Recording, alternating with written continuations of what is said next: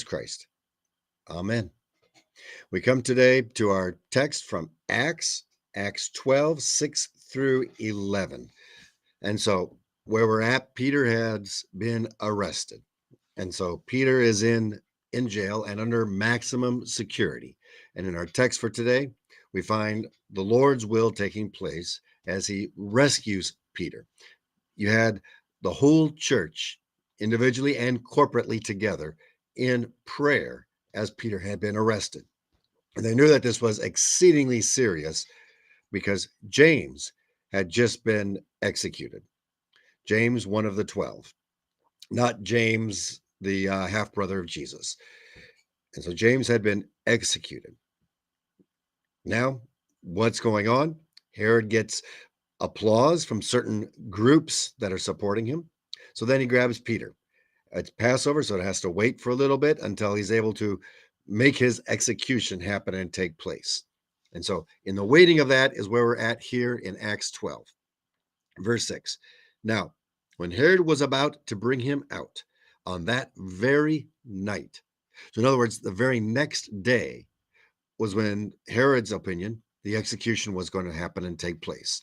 So, this is the last night taking place. On that very night, Peter was sleeping between two soldiers, bound with iron chains, and sentries before the door and guarding the prison. Herod is wanting to make sure that what took place, in this case, years ago, when the disciples were first preaching and proclaiming, they had been arrested. And the next thing that the Sanhedrin knows, they're in the temple preaching.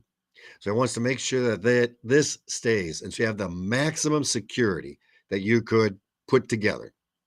You actually had a guard on each side connected with chains so that whenever Paul might move, you would have no motion with those two guards, knowing what would happen. You had a guard at the door, and you had the group, you had all of Herod's army, mostly, right there in Jerusalem, because this had been the Passover. And we know, going through history, including on Good Friday, where that is a need with all of the pilgrims that come there to Jerusalem. So he's got the maximum security, chained, tied. You have some of his exterior, his shoes and stuff off, so he can't just kind of get up and go. Guards, and then you had the whole group of his military gathered right there for fear of what could happen. And so all of this happens, the maximum security you can get. And verse 7, and behold, an angel of the Lord stood next to him, and a light shone in the cell. We're going to see in the next words here where he's trying to make a decision about what to do. How am I going to go forward with all of this taking place?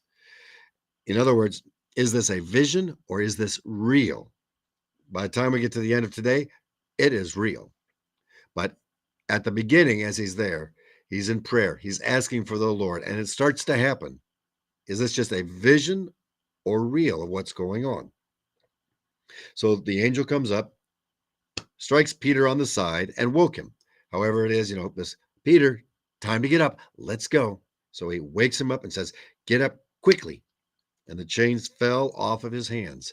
So immediately he is free from the chains with the two. It's going to have to be very quiet as it goes forward. You got the two on each side, yet the angel is talking to him. And the angel said to him, and as he's trying to figure out, is this a vision or is this real? That's where the angel's having to tell him again and again and again, do this, do this, do this. The angel said to him, wake up. The angel said to him, dress yourself, put on your sandals. And he did so. He said to him, wrap your cloak around you and follow me. Probably having laid the cloak out so he had a place to sleep upon. And he went out and followed him. So Peter goes out, follows the angel. And he did not know that what was being done by the angel was real, but thought he was seeing a vision. So that's where the angel has to keep pushing him. Let's go. Let's move. Let's go forward. And then when he had passed the first and the second guard, so the two there, and then another guard, they came to the iron gate leading into the city. It opened of its own accord. So then the gate itself is unlocked and opened. And they went out and went along one street, and immediately the angel left him. When Peter came to himself, he said, "Now I am sure the Lord has sent his angel and rescued me from the hand of Herod and all that the Jewish people were expecting," because they were expecting him to be killed that very next day.